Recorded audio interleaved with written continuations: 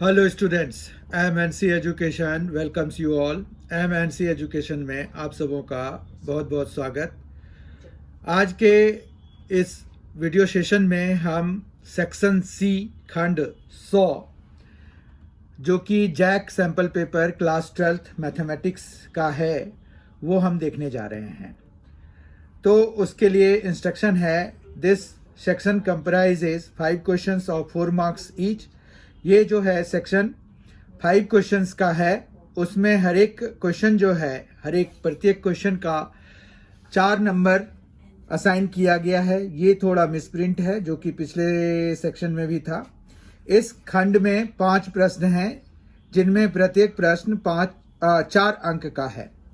इस खंड में 5 प्रश्न हैं जिनमें प्रत्येक प्रश्न 4 अंक का दिया हुआ है। और एक बात और जो कि बहुत ही महत्वपूर्ण बात है वो ये है कि इस सेक्शन में जो डिस्क्रिप्शन बॉक्स में मैंने जितने भी क्वेश्चंस हैं जिस टॉपिक से रिलेटेड हैं उसके लिए मैंने उसके लिंक प्रोवाइड किए हुए हैं।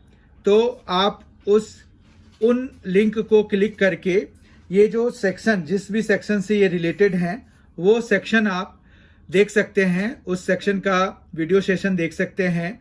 और वो हर एक वीडियो सेशन में जो एमएनसी एजुकेशन में जो हर एक वीडियो सेशन जो एनसीईआरटी टेक्स्ट बुक का या जो भी इस सेक्शन से रिलेटेड जो भी मटेरियल हैं वो काफ़ी डिटेल में एक्सप्लेन किए हुए हैं और विद सॉल्व्ड एग्जाम्पल। तो आप उन लिंक को क्लिक करके आप जरूर देखिए उन सभी वीडियोस को। वो काफ़ी हेल्पफुल होंगे आपके लिए कंसेप्ट को समझने के लिए। आइए आज के सेशन की शुरुआत करते हैं। क्वेश्चन नंबर 51 है, प्रूव करना है, सिद्ध कीजिए। एक डिटर्मिनेंट दिया हुआ है y प्लस के है, y और ये सब इज इक्वल टू के स्क्वायर इंटू 3y प्लस के। तो यहाँ पर हम प्रॉपर्टीज ऑफ डिटर्मिनेंट लगाएंगे।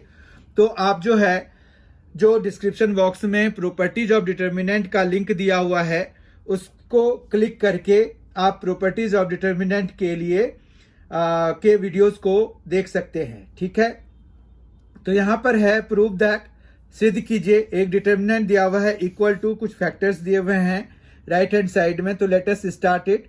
तो यहाँ पर हम LHS शुरू करेंगे और यहाँ पर y प्लस के है, y है, फिर y प्लस के, y और y प्लस के दिया हुआ है। ठीक है, अब यहाँ पर अगर आपको प्रॉपर्टीज की जानकारी है, प्रॉपर्टीज ऑफ डिटर्मिनेंट की जानकारी है, तो हम इसमें क्या करते हैं। तो यहाँ पर जो है हम रो 1 चेंजेस टू, देखिए अगर हम रो 1 लें और रो 2 और रो 3 दोनों को ऐड करा करके रो 1 की जगह पे लिख दें तो हमारा काम यहाँ पर ये हो जाएगा कि 3y प्लस के आ जाएगा। यहाँ पर भी देखिए y तो 3y प्लस के सेकेंड पोजीशन पे भी आ जाएगा और थर्ड पोजीशन पे भी 3y प्लस के आ जाएगा। ठीक है, तो यानी कि हमें एक ही क्वांटिटी मिल जाएगी रो 1 पर। ठीक है, रो 1 के हर एक एलिमेंट्स जो है सेम ही हो जाएंगे। तो हम इसको row 1 changes to row 1 plus row 2 plus row 3 कर लेते हैं। तो ये आ जाएगा हमारे पास, क्या आएगा, अभी हमने डिस्कस किया 3y प्लस के, यहाँ पर भी 3y प्लस के आ जाएगा और 3y प्लस के आ जाएगा। ठीक है, ये y है, ये y प्लस के है, ये y है, फिर y और y प्लस के है। ठीक है, उसके बाद जो है हम यहाँ पर कॉमन ले लेंगे फर्स्ट रो से 3y प्लस के, जो कि हम आराम से ले सकते हैं। तो हम इसको लिखेंगे टेकिंग 3y प्लस के एज कॉमन फ्रॉम रो 1। तो हमें मिलेगा क्या, तो ये मिलेगा हमें 3y प्लस के एज अ फैक्टर आप बाहर लिखेंगे, फिर एक डिटर्मिनेंट लिखेंगे और उसमें हम लिखेंगे जो बचा हुआ है 1 1 1। यहाँ पर y है, y प्लस के है, y है, फिर y और y प्लस के है। ठीक है, अब हम क्या कर सकते हैं, देखिए हमारा टारगेट होता है किसी भी रो या किसी भी कॉलम में 2 जीरोज आ जाएं ताकि हम जो है उसके अलोंग एक्सपेंड करके बहुत इजीली आंसर गेट कर लें। ठीक है, तो यहाँ पर अगर आप देखिए तो कॉलम 1 को देखिए और कॉलम 3 को देखिए। अगर आप कॉलम 1 को चेंज करा देते हैं, column 1 changes to column 1 minus column 3, तो 2 जीरोज आपके पास आसानी से मिल जाएंगे। ठीक है, तो यह आ जाएगा 3y प्लस के। यहाँ पर जब आपने C1 changes to C1 minus C3 किया तो यहाँ पर क्या आ जाएगा 1 और माइनस हो जाएगा 1, तो ये 0 आ जाएगा। y माइनस वाई, ये भी 0 आ जाएगा। 2 जीरोज आ गए। फिर y और माइनस वाई तो खत्म हो गया, लेकिन ये जो माइनस के भी होगा तो ये माइनस के आ जाएगा। ठीक है, ये 1, ये y प्लस के है, ये y है, ये 1 है, ये y है और ये y प्लस के है। ठीक है, यहां तक कोई दिक्कत नहीं है। अब हम एक्सपेंडिंग अलोंग फर्स्ट कॉलम कर लेते हैं, C1 कर लेते हैं। ठीक है, तो expanding along C1 we obtain, हमें क्या मिल रहा है वो देख लेते हैं। तो ये देखिए 3y प्लस के तो वो पहले से ही है हमारे पास, तो वो लिख दिया। उसके बाद हम एक्सपेंड कराएंगे तो इनके पोजीशन की भी साइन होती है, तो यहाँ पर ये प्लस होता है, यहाँ पर माइनस, ये फिर प्लस। तो लेकिन ये खुद ही नेगेटिव है तो ये माइनस के लेना पड़ेगा, क्योंकि पोजीशन साइन तो प्लस है लेकिन ये नंबर खुद में माइनस है। उसके बाद क्या करते हैं, इस कॉलम को और इस रो के एलिमेंट्स को छोड़ के जो हमारे पास 4 एलिमेंट्स का एक डिटर्मिनेंट बनता है, ये 4 हैं 1 1 y प्लस के और y, तो उनको हम जो है एक डिटर्मिनेंट की तरह सॉल्व कर लेते हैं। तो 1 इंटू वाई, तो y आ गया, माइनस बीच में आएगा और y प्लस के इंटू 1, तो y प्लस के ही हो जाएगा जो कि ये बन जाएगा और हमारा ये आंसर आ गया। अब y और y ये कैंसिल हो जाएंगे, तो यहाँ पर माइनस के अंदर में बचा है, यहाँ माइनस के बाहर में है, तो ये दोनों मल्टीप्लाई होके क्या बन जाएंगे के स्क्वायर, और ये क्या आ जाएगा 3y प्लस के। इस तरह से अगर देखिए तो जो हमें प्रूव करने के लिए दिया हुआ था वो आ गया और हैंस प्रूव्ड लिख देंगे हम यहाँ पर। तो ये तरीका होता है, और जो ये है प्रॉपर्टीज ऑफ डिटर्मिनेंट, उसका लिंक आपको प्रोवाइडेड है डिस्क्रिप्शन बॉक्स में, उसको क्लिक करके आप जो है देख सकते हैं कि प्रॉपर्टीज ऑफ डिटर्मिनेंट क्या होता है। और भी प्रॉपर्टीज हैं जितने हमने लगाए हैं, सिर्फ वही प्रॉपर्टीज नहीं है। और प्रॉपर्टीज से डिटर्मिनेंट के प्रूविंग वाले क्वेश्चन बहुत ही इंपॉर्टेंट होते हैं, इसलिए भी वो सेक्शंस आप जरूर करें। आगे बढ़ते हैं,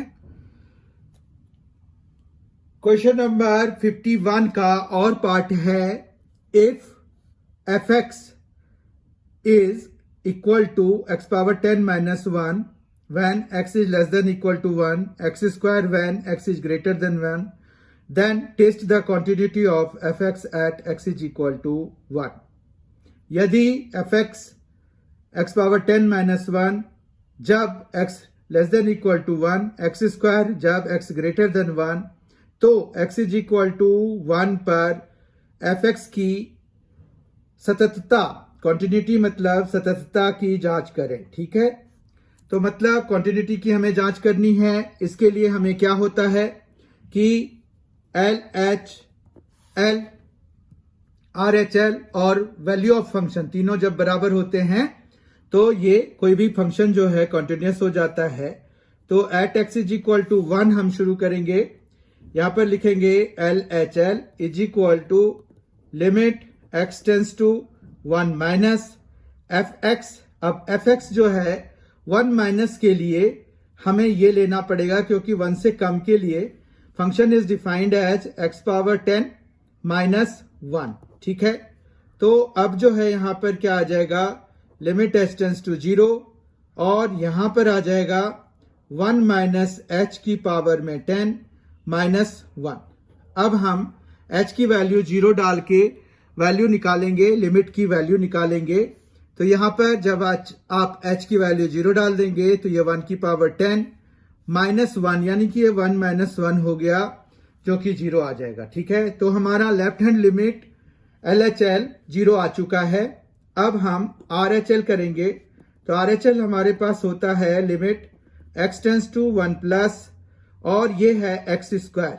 ठीक है, तो ये आ जाएगा लिमिट h टेंस टू 0 और यहाँ पर आएगा 1 प्लस एच का होल स्क्वायर, क्योंकि एक्स स्क्वायर है, एक्स को हमें 1 प्लस एच से रिप्लेस कराना होता है, ठीक है। लिमिट प्लस एच से रिप्लेस कराना होता है और लिमिट यहाँ पर 1 है, तो 1 प्लस एच से रिप्लेस कराना पड़ेगा। अब एच की वैल्यू जब 0 डालेंगे तो हमें 1 प्लस 0 का स्क्वायर यानी कि 1 का स्क्वायर यानी कि 1 आ जाएगा, ठीक है। तो हमारे पास यहाँ पर देख पा रहे हैं कि LHL 0 आया है, जबकि RHL हमारा 1 आ गया है, यानी कि ये दोनों बराबर नहीं हैं।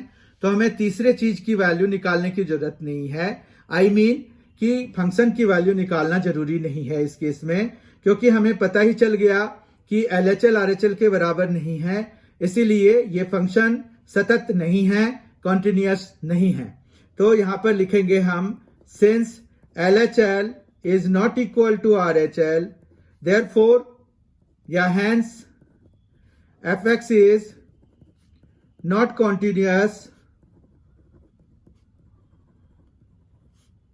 at x is equal to 1, ठीक है। और यही हमारा आंसर हो जाएगा कि ये जो फंक्शन है ये सतत नहीं है, ये कॉन्टिन्यूअस नहीं है, ठीक है। क्वेश्चन नंबर 52, इसका भी एक और पार्ट है। एक्चुअली इस सेक्शन में, जो कि सेक्शन सी है, खंड 100 में हमें जो है टोटल 5 क्वेश्चंस हैं, उनमें से 3 क्वेश्चंस में उन्होंने ऑप्शंस दिए हुए हैं और ये 5 क्वेश्चंस जो है हमारे पास, उनमें 3 क्वेश्चंस पर ऑप्शंस दिया हुआ है और पार्ट है। हमें उन और पार्ट्स में से सिर्फ एक ही पार्ट करना है। अभी हम क्वेश्चन नंबर 52 देख रहे हैं। हमने 51 का मेन पार्ट और पार्ट दोनों ही देख लिया। अब हम 52 क्वेश्चंस, 52nd क्वेश्चन, 52वां क्वेश्चन देख रहे हैं। Find the interval in which the function given by fx is equal to 2x cube minus 21x square plus 36x minus 40 is strictly increasing, strictly decreasing. ये A part है, ये B part है, 2 parts हैं हमारे पास। fx अंतराल ज्ञात कीजिए जिसमें फलन fx is equal to 2x cube minus 21x square plus 36x minus 40 निरंतर वर्धमान हो, निरंतर ह्रासमान हो, मतलब स्ट्रिक्टली इंक्रीजिंग हो, या सेकेंड पार्ट में है स्ट्रिक्टली डिक्रीजिंग हो। हमें मतलब दोनों ही इंटरवल पता करने हैं। सबसे पहले यहां पर हम फंक्शन लिखेंगे। Here fx is equal to क्या दिया हुआ है, तो वो है 2x cube minus 21x square plus 36x minus 40, ठीक है। अब हम इसको डिफ्रेंशिएट करेंगे तो f डैश x लिखेंगे, वो हो गया 6x square minus 42x plus 36, ठीक है।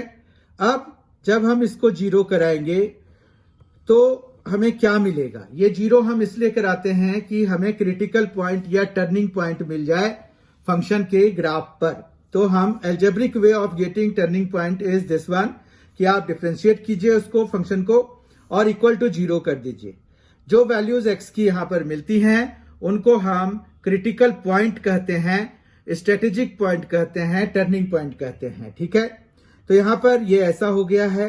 फिर हम 6 कॉमन ले सकते हैं इनमें से, X square minus 7x plus 6 is equal to 0 हो जाएगा ये। फिर हम इसको स्प्लिटिंग द मिडिल टर्म करेंगे, 6 हम उधर ले जाके 0 कर सकते हैं, there is no problem with it. तो एक्स स्क्वायर माइनस ये 6x minus x plus 6 is equal to 0 हो जाएगा स्प्लिटिंग द मिडिल टर्म के हिसाब से। x इन दोनों में कॉमन लेंगे तो it will be x minus 6, minus 1 common लेंगे तो ये x माइनस 6 हो जाएगा, इक्वल टू 0 हो गया। तो ये आ गया x माइनस 6 और ये हो गया x minus 1 is equal to 0। तो ये आ जाएगा x इज इक्वल टू 1 या फिर 6। ये 1 यहां से आएगा, 6 यहां से आएगा, ठीक है। 1 और 6 आ गया। अब हम ये स्ट्रिक्टली इंक्रीजिंग निरंतर वर्धमान है या स्ट्रिक्टली डिक्रीजिंग निरंतर ह्रासमान है, उसको पता करने के लिए हम एक नंबर लाइन बनाते हैं और sign of f dash x पता करते हैं, ठीक है। यहां पर हम sign of F dash X पता करेंगे। यहां पर हम उन दोनों पॉइंट्स को मार्क कर देंगे अकॉर्डिंग टू देयर पोजीशंस। मतलब जो छोटे हैं उनको हम लेफ्ट साइड में, जो बड़ा है उसको हम राइट साइड में प्लेस करेंगे। ठीक है, नंबर लाइन पे। अब ये sign of F dash X निकालेंगे तो हम यहां पर जैसे 6 से बड़ी वैल्यू डालेंगे, इधर इंफिनिटी है इधर माइनस इंफिनिटी है, तो 6 से बड़ी वैल्यू अगर हम डालेंगे 7 डालते हैं मान रखिए, तो यहां पर 7 माइनस 6 तो ये पॉजिटिव आ जाएगा क्योंकि 7 माइनस 6 1 हो जाता है और 7 माइनस 1 भी 6 हो जाता है जो कि पॉजिटिव है। तो दोनों पॉजिटिव हैं, दो पॉजिटिव मल्टीप्लाई होके पॉजिटिव देंगे। ठीक है, उसके बाद 1 और 6 के बीच में कोई वैल्यू ले लीजिए। लेट अस सपोज आप 2 ले लीजिए, तो 2 minus 1 is 1 which is positive, लेकिन 2 माइनस 6 इज माइनस 4 जो कि नेगेटिव है। एक नेगेटिव नंबर को दूसरे पॉजिटिव नंबर से जब हम मल्टीप्लाई कराते हैं तो हमें माइनस मिलता है, नेगेटिव मिलता है। ठीक है, और माइनस इंफिनिटी से 1 के बीच में 0 ले लीजिए, तो 0 माइनस 6 ये भी नेगेटिव हो गया और 0 माइनस 1 ये भी नेगेटिव हो गया। तो इस तरह से दो नेगेटिव का प्रोडक्ट प्लस हो जाता है। ठीक है, तो हम यहां पर देख पा रहे हैं कि हमारे पास माइनस इंफिनिटी से 1 और 6 से इंफिनिटी में जो गिवन फंक्शन है वो स्ट्रिक्टली इंक्रीजिंग है। अब देखिए, स्ट्रिक्टली इंक्रीजिंग लिखने के लिए हमें क्या करना होगा, देयरफॉर यहां ए लिख दिया, स्ट्रिक्टली इंक्रीजिंग इन, यहां पर दो इंटरवल्स हैं, माइनस इंफिनिटी से 1, इस 1 को हम इंक्लूड नहीं करेंगे। माइनस इंफिनिटी या इंफिनिटी तो ऐसे भी इंक्लूड नहीं होता है, और नॉन इंक्लूजन को हम सिंपल ब्रैकेट मतलब इस तरह के ब्रैकेट से शो करते हैं। आप ध्यान से देखिए, हमारे पास तरह तरह के ब्रैकेट्स होते हैं, तो ये ब्रैकेट जो है नॉन इंक्लूजन शो करता है। फिर यहां यूनियन डाल देंगे क्योंकि एक यहां पर है इंटरवल, दूसरा यहां पर है, मतलब बीच की कुछ वैल्यूज गायब हैं, तो हम जो है उसको रिप्रेजेंट करते हैं इस तरीके से। ठीक है, और दूसरा हो जाएगा हमारे पास बी पार्ट की स्ट्रिक्टली डिक्रीजिंग कहां पर है, तो स्ट्रिक्टली डिक्रीजिंग के लिए जो है हम क्या लिखेंगे, स्ट्रिक्टली डिक्रीजिंग इन, फिर हमारे पास ये है ना जहां पर माइनस साइन हो रहा है और स्ट्रिक्टली है इसीलिए हम ये ओपन ब्रैकेट लिखेंगे, इसको ओपन ब्रैकेट कहते हैं। ठीक है, तो हमारे पास ये क्लियर कट आंसर हो गया। आप यही लिख के आएंगे, आपका कोई मार्क्स नहीं कटेगा इसमें। ठीक है, इस तरह से हमने 52nd क्वेश्चन कर लिया। अब 52nd क्वेश्चन का और पार्ट हम देखने जा रहे हैं। ये 52nd क्वेश्चन का और पार्ट है, तो इसमें है फाइंड द वैल्यू ऑफ, ये इंटीग्रेशन का क्वेश्चन है, मान ज्ञात कीजिए, और वो भी इंडेफिनेट इंटीग्रल का क्वेश्चन है। अगर आप ध्यान से देखिए तो ये जो है किस फॉर्म का है आपको पता चल जाएगा। ये जो है एक फॉर्म होता है हमारे पास लीनियर बाय क्वाड्रेटिक। ठीक है, अगर आपको ये फॉर्म की जानकारी नहीं है तो आप जो है मैथमेटिक्स फॉर क्लास 12th के प्लेलिस्ट में जाइए, वहां पर आपको जो है इंटीग्रेशन के बहुत सारे वीडियोस मिलेंगे, उसमें से एक फॉर्म ये वाला है जो कि एक सेक्शन में, एक पूरे वीडियो में यही इसी तरह का फॉर्म डिस्कस किया गया है और विद सॉल्व्ड एग्जाम्पल, मतलब उस पर बेस्ड क्वेश्चन भी सॉल्व किए गए हैं। तो आपको वहां पर ये कंसेप्ट समझने में कोई दिक्कत नहीं आएगी, और उसका लिंक जो है डिस्क्रिप्शन बॉक्स में प्रोवाइडेड है, तो आपको कहीं ढूंढने की भी जरूरत नहीं है। आप प्लेलिस्ट में बहुत आराम से जा सकते हैं और वहां पर आप ये देख सकते हैं कि क्या है, तो इसका लिंक प्रोवाइडेड है। एक्चुअली जितने भी क्वेश्चंस हम इस सेक्शन में डिस्कस कर रहे हैं उन सभी के वहां पर सेक्शंस मिल जाएंगे आपको specified. You can see that in playlist for mathematics of class 12th। ठीक है, क्लास 12 के लिए जो मैथमेटिक्स का प्लेलिस्ट है MNC एजुकेशन का, उसका लिंक प्रोवाइडेड है डिस्क्रिप्शन बॉक्स में, आप उनको देखिए, आपका ये कंसेप्ट क्लियर हो जाएगा। अभी हम ये देखते हैं कि इसको हम अटेम्प्ट कैसे करेंगे। तो यहां पर सॉल्यूशन की शुरुआत करते हैं। आपको बताया था कि आप कोई भी इंटीग्रेशन का प्रॉब्लम शुरू करें तो उससे पहले let i is equal to लिख लीजिए उसको, ताकि आपको रेफरेंसिंग में कोई दिक्कत ना आए। 2x² -2x प्लस 3 हो गया, dx हो गया। ठीक है, अब जो है ये लीनियर बाय क्वाड्रेटिक है अगर, तो हमें यहाँ पर क्या करना होता है, तो हम जो है जो लीनियर है न्यूमरेटर है उसको हम लिखते हैं डिनोमिनेटर के डिफरेंशिएशन और कांस्टेंट के टर्म में ऐसे 3x प्लस 1 मतलब ये लीनियर लिख दिया, a into 2x square minus 2x plus 3 का डिफरेंशिएशन एंड प्लस b। ठीक है, अब अगर हम यहां पर देखें तो ये हो जाएगा 4x माइनस 2 और ये आ जाएगा प्लस b। ठीक है, इस तरह से ये आ जाएगा 4ax माइनस 2a और प्लस b। ठीक है, अब जो है अगर आप देखिए तो 3x प्लस 1 है ये। अब कंपेयर करा लीजिए आप, तो यहां पर comparing like powers of x ऐसे लिख लेते हैं। ठीक है, like powers of x on both sides we gate.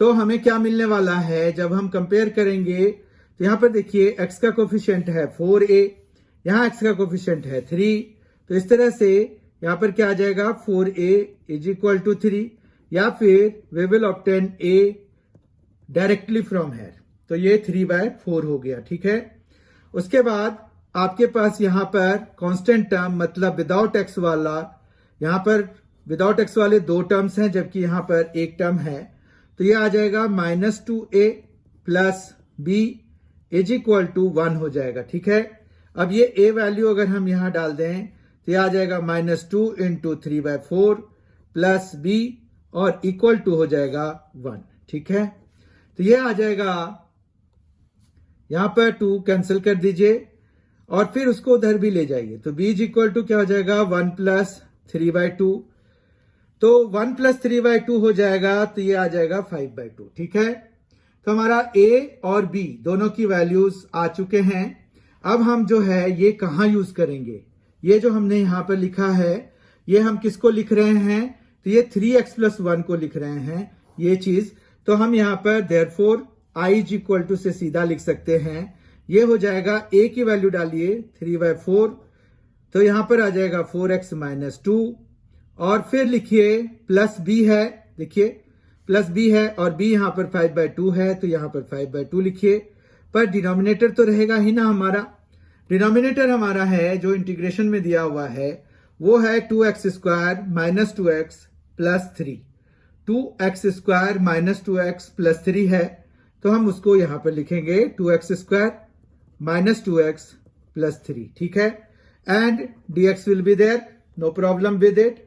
अब हम इसको 2 पार्ट में बांट करके लिख देंगे, 3/4 बाहर, 4x minus 2 by 2x square minus 2x plus 3 dx plus ये 5/2 के नीचे भी ये आएगा, तो 5/2 लिख लीजिए बाहर और ये आ जाएगा dx by 2x square minus 2x plus 3।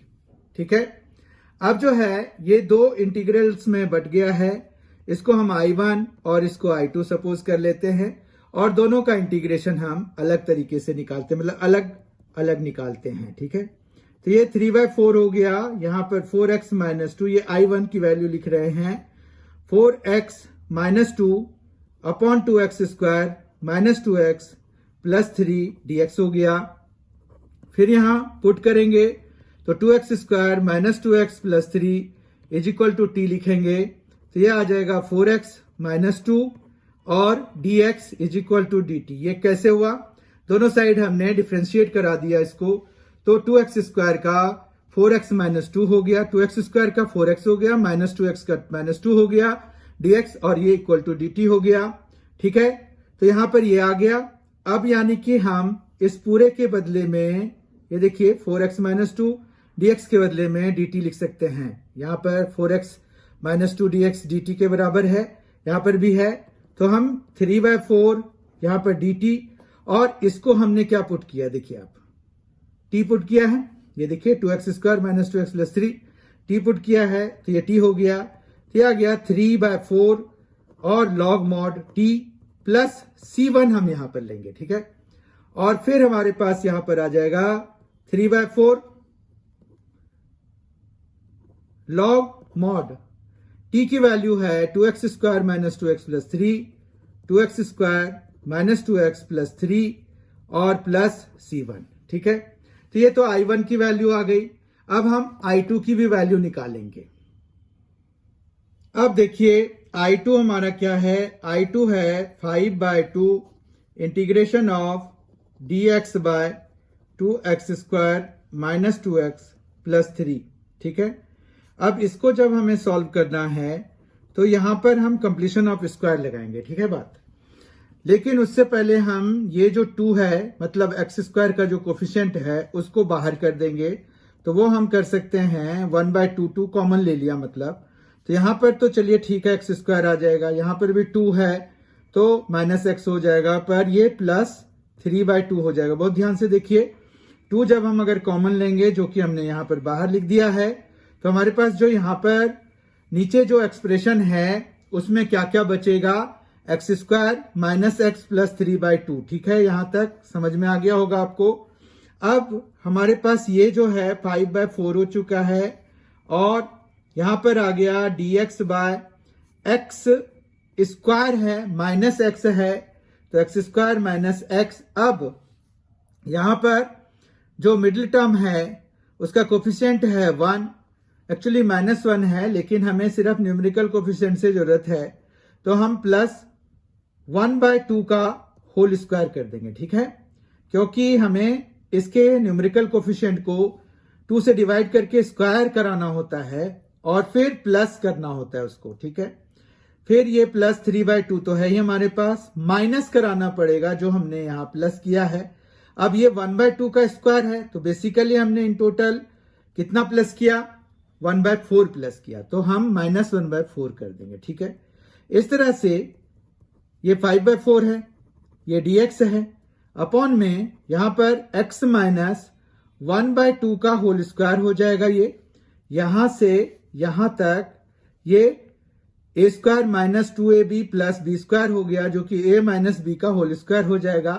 अब ये माइनस का होल स्क्वायर होगा या प्लस का होल स्क्वायर होगा, ये मिडिल टर्म जो लीनियर टर्म है उसके साइन पे डिपेंड करता है। ठीक है, तो यहां पर माइनस है बीच में साइन, इसलिए हमें यहां पर x माइनस 1/2, क्यों, क्योंकि a स्क्वायर और b स्क्वायर तो हमेशा ही पॉजिटिव होते हैं। आई होप आपको समझ में आ गया होगा। प्लस जब इन दोनों का एलसीएम लेंगे तो वो आएगा 4, फिर यहां पर आएगा 6 माइनस 1 यानी कि 5, तो ये हम लिख सकते हैं √5 और इसको लिख सकते हैं 4 को हम 2 का स्क्वायर लिख सकते हैं, क्योंकि यहां पर हमें ये स्पेशल इंटीग्रल में रिड्यूस करना होता है। ये किस फॉर्म का हो गया, आप देखिए यहां पर ये 5/4 था तो हमने इसको √5/2 का होल स्क्वायर लिख दिया ताकि ये a की वैल्यू आ जाए हमें, मतलब ये एक्स स्क्वायर और ये a स्क्वायर, तो X square plus a square है। इसका इंटीग्रेशन होता है हमारे पास एक स्पेशल इंटीग्रल के हिसाब से 1/a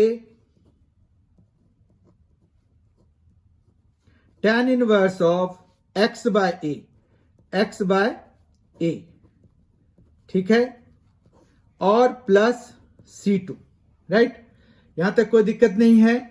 उसके बाद जो है अब जो कैंसलेशन है वो करा देंगे हम, तो यहां पर देखिए √5 से 5 ये √5 के टाइम्स में कैंसिल हो जाएगा, इस 4 से 4 को 2 टाइम्स में कैंसिल करा देगा, तो ये √5/2 हो गया ये टोटल करके, और ये आ गया tan इनवर्स ऑफ, यहां एलसीएम ले लीजिए 2x माइनस 1 हो जाएगा, अपॉन में जो 2 आएगा वो इस 2 से कैंसिल हो जाएगा, तो ये बेसिकली ये आ गया। ठीक है, और हमारा फाइनल आंसर जो होगा वो क्या होगा, फाइनल आंसर होगा हमारा यहां पर जो पहले आया था i1 की वैल्यू और प्लस अभी जो i2 की वैल्यू आई है।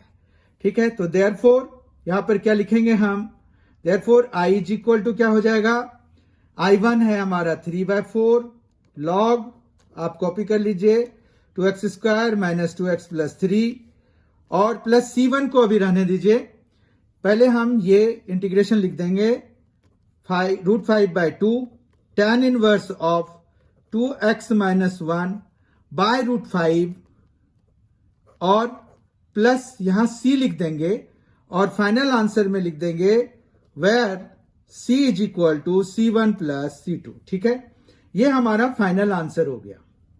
नो प्रॉब्लम विद इट, आपको समझ में भी आ गया होगा। लेकिन ये लेंथी क्वेश्चन था, तो अगर आपके पास इसके ऐसे क्वेश्चंस के ऑप्शंस अवेलेबल हैं तो आप ऑप्शन वाले को करने का प्रयास कीजिए, क्योंकि आपने देखा जो 52 का मेन पार्ट था वो बड़े आराम से हो गया, जबकि 52 में 1.5 पेज का आंसर निकला। ठीक है, आगे बढ़ते हैं। क्वेश्चन नंबर 53, फाइंड, ये भी इंटीग्रेशन से रिलेटेड क्वेश्चन है और ये पार्शियल फ्रैक्शन से रिलेटेड है। ठीक है, पार्शियल फ्रैक्शन मेथड है हमारे पास इंटीग्रेशन को सॉल्व करने के लिए। एक्चुअली पार्शियल फ्रैक्शन इंटीग्रेशन का कोई मेथड नहीं होके पार्शियल फ्रैक्शन इसको सिंपलर फ्रैक्शन में ब्रेक करने का एक मेथड होता है। ठीक है, लेकिन चूंकि हम यहां पर इसको यूज करते हैं तो हम जो है क्या लिखते हैं कि integration by using partial fraction method. ठीक है, but partial fraction has nothing to do with the integration. यहां पर हमें ज्ञात कीजिए integration of x square by x square plus 1 into x square plus 4। तो ये पार्शियल फ्रैक्शन से रिलेटेड है। Let us try to solve it. Let I is equal to x square है, x square plus 1 into x square plus 4 और dx है ये। ठीक है, अब यहां पर हम जो है x square by x square plus 1 into x square plus 4 को सबसे पहले लिखेंगे t by t plus 1 into t plus 4। ठीक है, यहां पर लिखेंगे where x square is equal to t, कोई प्रॉब्लम नहीं है यहां पर। उसके बाद जो है हम यहां पर इसको दो सिंपलर पार्ट में बांटेंगे। This implies t by t plus 1 into t plus 4 is equal to a by t plus 1, क्योंकि ये दोनों ही लीनियर फैक्टर्स हैं।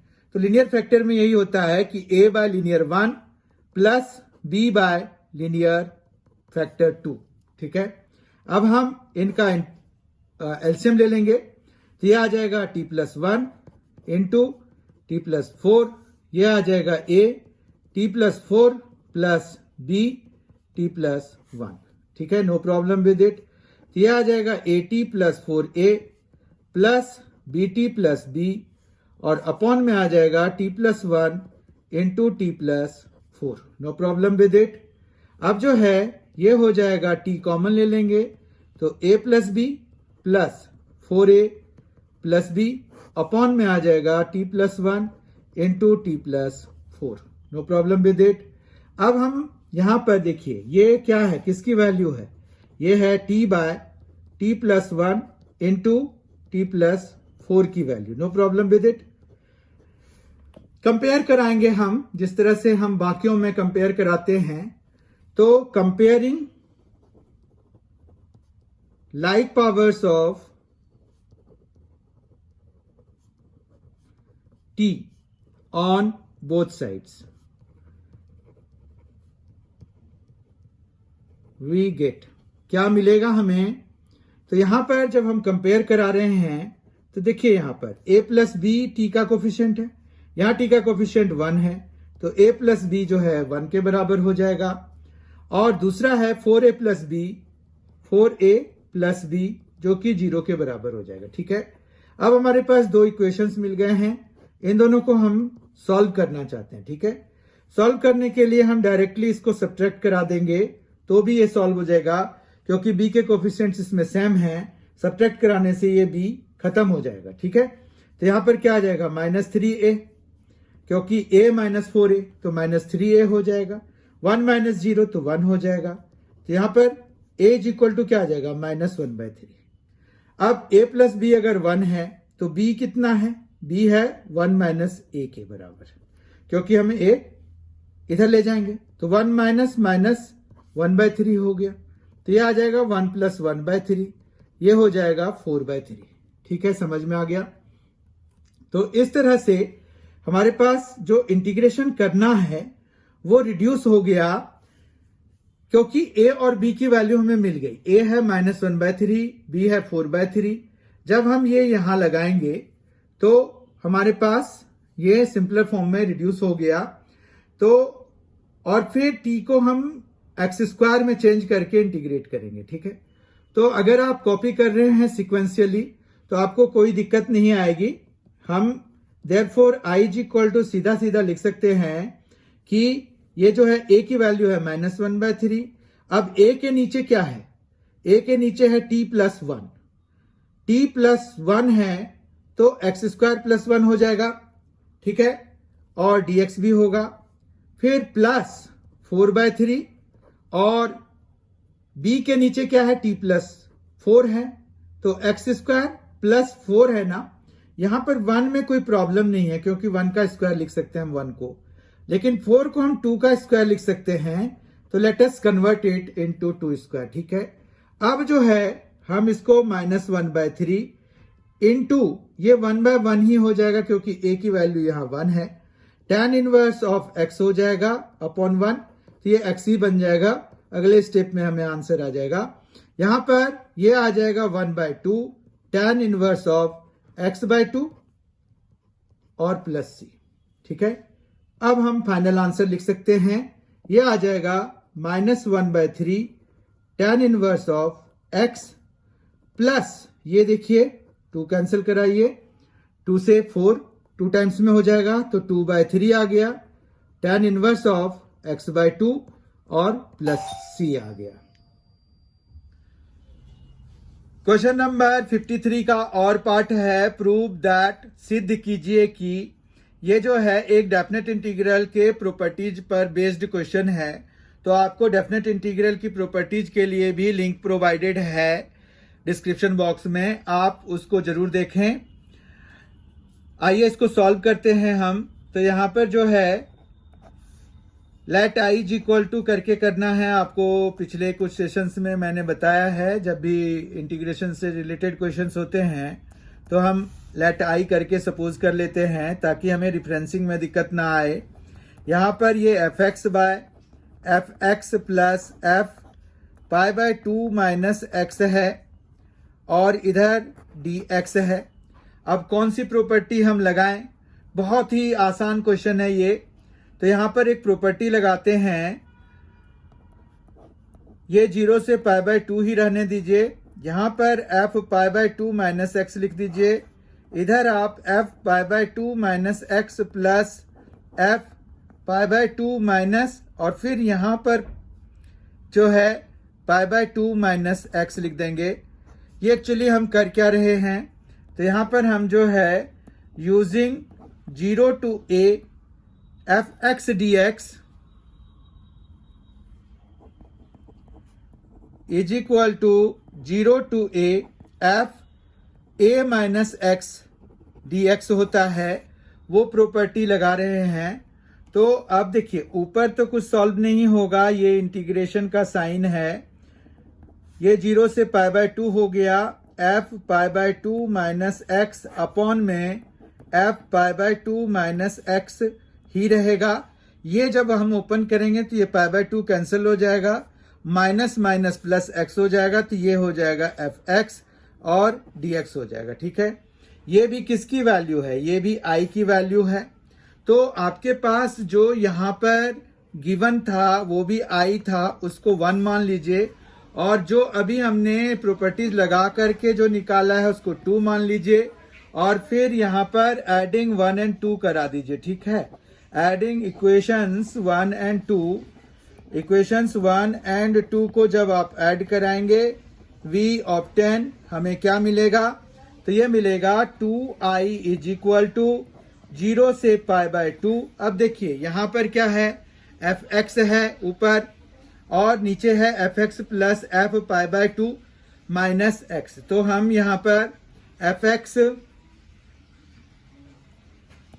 X by f x plus f π/2 minus x लिख लेते हैं, डी एक्स लिख लेते हैं, प्लस फिर ये दूसरा वाला देखिए सेकंड जो है वो ये है 0 से π/2 है सेकंड ये। तो यहाँ पर क्या आ रहा है, f π/2 minus x upon f π/2 minus x plus f x, और ये है डी एक्स, ठीक है।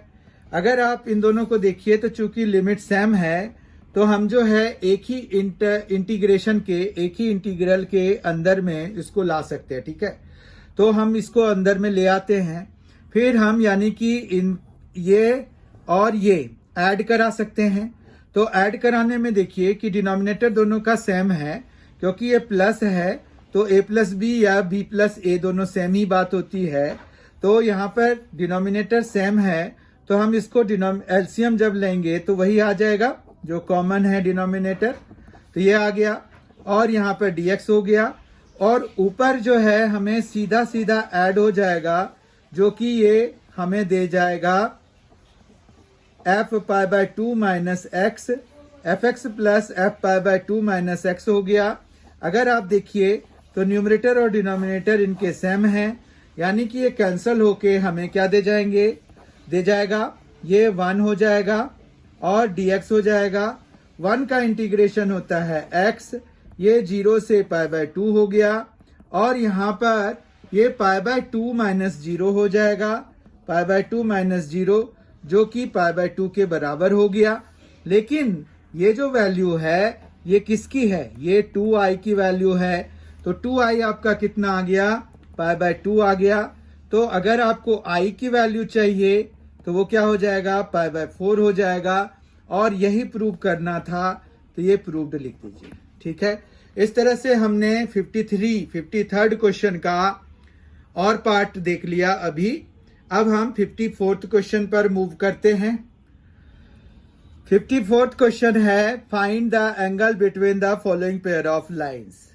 यहाँ पर ये 3 डायमेंशनल ज्योमेट्री से रिलेटेड क्वेश्चन है। निम्नलिखित रेखा युग्म के बीच का कोण ज्ञात कीजिए। बहुत ही सिंपल क्वेश्चन है, और अगर आपने angle between pair of lines नहीं देखा है तो उसका भी लिंक प्रोवाइडेड है, तो आप जो है उसको जरूर देखिए।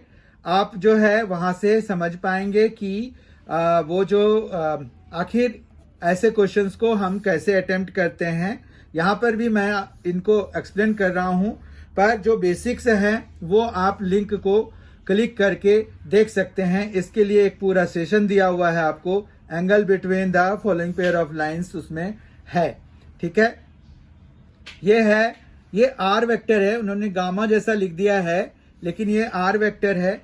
तो r vector is equal to i plus 2j plus k है, plus lambda i minus j plus k है। इधर r vector is equal to 2i cap minus j cap minus k cap plus mu 2i plus j cap plus 2k cap है। तो यहाँ पर जो है सबसे पहला काम तो आप ये करिए कि given equations of lines are, ये है हमारे पास r vector is equal to i plus 2j plus k plus lambda i minus j plus k, and दूसरा है r vector is equal to 2i cap minus j cap minus k cap plus mu 2i cap plus j cap plus 2k cap, ठीक है। अब जो है यहाँ पर हमें सबसे पहली बात कि अगर एंगल निकालना है तो हम b1 वेक्टर और b2 वेक्टर ही हमें उससे उन्हीं से मतलब है। तो देयरफॉर यहाँ पर b1 वेक्टर हम निकालेंगे। b1 vector is i minus j plus k, and b2 vector is 2i cap plus j cap plus 2k cap, ठीक है। Let theta be the angle between the given lines, ठीक है। यहाँ पर let theta be the angle between the given lines, ठीक है। तो हमें जो है एंगल निकालना है, तो देयरफॉर cos थीटा क्या हो जाएगा, is equal to b1 dot b2 by mod of b1 into mod of b2। इसी से हमें थीटा मिल पाएगा, ठीक है। अब b1 डॉट b2 हम निकालते हैं। यहाँ देखिए b1 ये है, b2 ये है, इनका हमें डॉट प्रोडक्ट निकालना है। तो 1 इंटू 2 आ गया, -1 इंटू +1, तो -1 इंटू +1 तो -1 ही हो जाएगा। फिर यहाँ पर 1 इंटू 2, तो 2 हो जाएगा, बीच में बाय डिफॉल्ट प्लस आता है, तो ये ऐसे बनेगा। ठीक है, क्या करते हैं हम, जो respective coefficients of i cap, j cap और के कैप होते हैं उनको मल्टीप्लाई करके ऐड करा देते हैं, तो हमें dot product of two vectors मिल जाता है। बहुत ध्यान से सुनिए, हम respective components, respective coefficients of i cap, j cap और के कैप को मल्टीप्लाई करा करके जब ऐड कराते हैं तो हमें दो वेक्टर्स का डॉट प्रोडक्ट मिल जाता है। और मॉड्यूलस के लिए हम क्या करते हैं, तो आई कैप, जे कैप और के कैप के जो कोफिशिएंट्स होते हैं उनको स्क्वायर करके हम ऐड करा देते हैं। ठीक है, तो ये हमारा देखिए यहाँ पर 1, -1 और 1 है, तो बेसिकली स्क्वायरिंग में तो आप 1 स्क्वायर ही लिख दीजिए, तीनों का कोई दिक्कत नहीं है। ठीक है, दूसरे पे आते हैं, यहाँ पर 2 स्क्वायर है तो 2 स्क्वायर प्लस फिर दूसरा वाला 1 स्क्वायर है, तीसरा वाला फिर से 2 स्क्वायर हो जाएगा, और इस तरह से हमारे पास ये मॉड्यूलस की वैल्यू आ जाएगी। 2 + 2 - 1 तो 3 हो जाएगा, और यहाँ पर √3 हो जाएगा एक तो, और ये आ जाएगा 4 + 1 5 + 4 9। ठीक है, इस तरह से 3/√3 इंटू 3 हो जाएगा, ये 3 कैंसिल हो जाएगा, तो ये आ गया 1/√3। ठीक है, तो अब cos थीटा 1/√3 है, तो थीटा कितना हो जाएगा, तो this implies theta is equal to cos inverse of 1/√3। अब चूंकि 1/√3 ऐसी कोई वैल्यू तो है नहीं जिसका लिए हमें एंगल पता हो, तो हम जो है हमारा आंसर इसी में रहने देंगे। ठीक है, यही हमारा आंसर हो जाएगा। ठीक है, तो ये एंगल बिटवीन टू लाइंस का है, जिसके सेक्शन की लिंक जो है आपको डिस्क्रिप्शन बॉक्स में प्रोवाइडेड है, तो आप उसको जरूर देखिए, काफी कॉन्सेप्ट बिल्डिंग में मदद मिलेगी। आगे बढ़ते हैं, 55th क्वेश्चन करते हैं।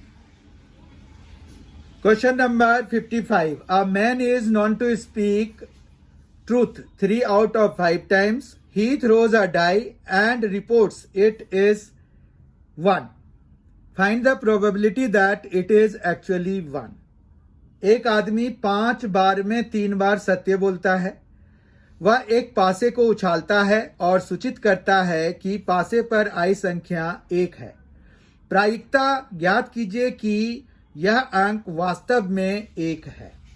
अब अगर आपको यहाँ पर ये बड़ा कंफ्यूजन है कि ये किस सेक्शन से है, अगर आप इसमें कंफ्यूज्ड हैं तो प्रोबेबिलिटी तो पता ही चल रहा है, क्योंकि आपको प्रायिकता प्रोबेबिलिटी निकालनी है। ठीक है, पर प्रोबेबिलिटी में भी किस सेक्शन से है, कंडीशनल प्रोबेबिलिटी है या बेस थ्योरम है या और किसी अन्य सेक्शन से रिलेटेड है, तो आपको ये पता चल गया होगा कि ये बेस थ्योरम से रिलेटेड है। बेस थ्योरम में क्या होता है, जो बात पहले हुई होती है वो हमें निकालना होता है, और जो बाद में हुई होती है वो दिया हुआ होता है। जैसे यहाँ पर अगर आप देखिए, तो a man is known to speak truth 3 out of 5 times, तो वो तो चलिए सच झूठ बोल रहा है।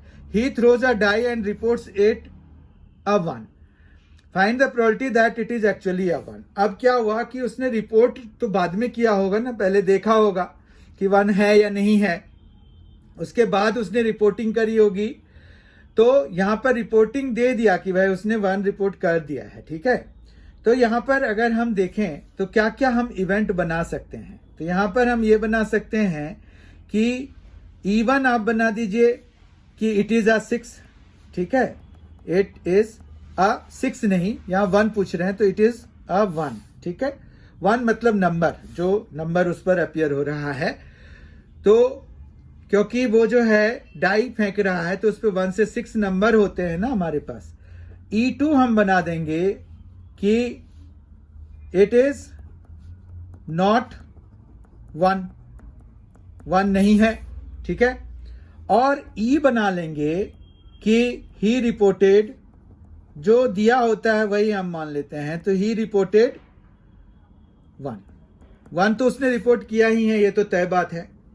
अब यहां पर देखिए, हमें निकालना क्या है कि यह अंक वास्तव में 1 है, मतलब the probability that it is actually 1। तो यहां पर हमें निकालना है कि E1/8 ए, E1 बाय E। नाउ हमें क्या निकालना है? PE1 बाय E निकालना है, राइट? तो ये हो जाता है PE1 into PE by E1, right? Upon में ये फॉर्मूला होता है, आपको याद रखना पड़ेगा। तो ये है PE1 by E, PE1 into PE by E1, और फिर यहां पर PE1 into PE by E1, साथ में प्लस भी कराते हैं PE2 into PE bye E2। ये एक्चुअली जो नीचे आ रहा है वो टोटल प्रोबेबिलिटी होता है। तो ये आपको फॉर्मूला याद होगा। एक्चुअली हमें E1 बाय E अगर हम पढ़ें तो प्रोबेबिलिटी ऑफ E1 यानी कि probability of 1 E given that he reported positive, जो यहां पर ऐसे पढ़ते हैं ना, जो अपॉन में होता है वो गिवन होता है और इसकी प्रोबेबिलिटी होती है, मतलब probability of E1 given that E has already happened, ऐसे आप पढ़ सकते हैं। तो यहाँ पर इसका यही फॉर्मूला होता है। जो भी चीज है यहाँ पर देखिए E1 बाय E है, यहाँ E बाय E1, इसका ऑपोजिट वाला यहाँ हो जाता है। जो इसके डिनोमिनेटर में होता है वही यहाँ पर मल्टीप्लाई हो रहा होता है। और बाकी जितने भी केसेस दिए हुए यहाँ पर E1 और E2 इवेंट हैं, तो इसीलिए यहाँ पर 2 बार ही आए हैं। पर अगर और भी होंगे तो और भी आपको प्लस प्लस करके लिखना होगा, ठीक है? इतनी बात तो समझ में आ गई होगी। ये बेस थ्योरम से रिलेटेड है। अब जो है यहाँ पर PE1 जो है हमारे पास क्या होगा? 1 आने की प्रोबेबिलिटी क्या होती है? तो एक नंबर है 1, तो 1/6 हो जाएगा उसकी प्रोबेबिलिटी। और E बाय E1 मतलब वो जो है रिपोर्ट किया है कि 1 है और ये वास्तव में 1 है, यानी कि वो क्या कर रहा है? सही बोल रहा है। तो वो सही कब कितने बारी बोलता है? तो ये बोलता है 3 बारी 5 बारी में से। तो 3/5 है उसके सही बोलने की प्रोबेबिलिटी, ठीक है ना? तो मतलब जो PE बाय E1 है उसकी वैल्यू क्या आ जाएगी? 3/5 आ जाएगी, ठीक है? तो ये आ गया 3/5। अब यहां पर आ जाते हैं। तो ये तो चलिए ये वाली चीज तो सेम ही है जो न्यूमरेटर में है। तो 1/6 इंटू 3/5 प्लस ये जो है E2 मतलब इट इज नॉट 1। नॉट 1 की क्या प्रोबेबिलिटी होगी? तो ये हो जाएगा 5/6 अगर नहीं है 1 तो। और फिर भी उसने रिपोर्ट क्या किया है? व्हाट इज मतलब ये जो है E2 रिपोर्टेड 1 और यहां पर गिवन दैट कि ये जो है नॉट 1 है, यानी कि वो गलत बोल रहा है, झूठ बोल रहा है। तो झूठ बोलने की प्रोबेबिलिटी कितनी हो गई? 2/5। समझ गए? अब हम इसको सॉल्व करेंगे और वही हमारी रिक्वायर्ड प्रोबेबिलिटी प्रायिकता हो जाएगी, ठीक है? अब देखिए यहां पर 6 अगर हम देखें तो यहां पर भी है, यहां पर भी है, यहां पर भी है, तो वो कैंसिल हो जाएगा। तो हम 3/5 फिर यहां पर 3/5 प्लस यहां, लेकिन ये 5 कैंसिल करा दीजिए तो यहां पर 2 बचा रह जाएगा, ठीक है बात? क्योंकि जो नीचे वाला 6 है वो तो हमने उधर कर दिया है, राइट? अब जो है हम यहां पर एलसीएम ले लेंगे। 3/5 है, अपॉन में ये आ जाएगा 5 और यहां पर 3 प्लस 10 हो जाएगा। तो ये 5 से ये कैंसिल करा दीजिए तो ये आ जाएगा 3/13, ठीक है? तो इस तरह से ये जो है बेस थ्योरम का क्वेश्चन है, यही हमारा आंसर हो जाएगा। इसको आप आंसर लिख सकते हैं, इसको हाईलाइट कर सकते हैं। 3/13 हो गया। तो हमने आज जो है खंड 100 सेक्शन सी कर लिया, जो JAC sample paper class 12th mathematics का 2021 के लिए उन्होंने जैक ने झारखंड एकेडमिक काउंसिल ने रिलीज किया है। उसका खंड 100 हमने पूरी तरह से सॉल्व कर लिया। आई होप कि आपको इनके सॉल्यूशन समझ में आ गए होंगे। बाकी आप लिंक क्लिक करके देख सकते हैं। आपको जो है पूरे प्लेलिस्ट की लिंक दी जा रही है in the description box. Playlist for जो mathematics playlist for mathematics of class 12th जो है, उसके जितने भी जरूरी जो मैथ्स के सेक्शंस हैं वो सारे वहां सेक्शन वाइज वीडियो बने हुए हैं विद सॉल्व्ड एग्जांपल। हर एक सेक्शन, हर एक वीडियो सेशन जो है वहां पर इस तरह से बनाए गए हैं कि पहले कॉन्सेप्ट को डिस्कस किया गया है और फिर उस पर बेस्ड क्वेश्चंस को सॉल्व किया गया है, ताकि आपको समझने में कोई परेशानी ना हो, किसी तरह की कठिनाई ना हो। I hope you have enjoyed this session. अगर आपको ये सेशन पसंद आया है तो इसको लाइक करें, इस वीडियो को लाइक करें, अपने दोस्तों के साथ स्टडी ग्रुप में इसे शेयर करें और MNC एजुकेशन को सब्सक्राइब करना ना भूलें। साथ ही बेल आइकन जरूर प्रेस कर दें और बेल आइकन में भी ऑल ऑप्शंस ओपन रखें ताकि जो भी वीडियो MNC एजुकेशन के द्वारा अपलोड की जाए तो उसकी जानकारी आपको तत्काल मिल जाए। Thank you so much for being with us. Thanks a lot. बहुत ही जल्द खंड डॉ के साथ, सेक्शन डी के साथ फिर से आपसे मुलाकात होगी। Thank you, thanks a lot. Enjoy yourself.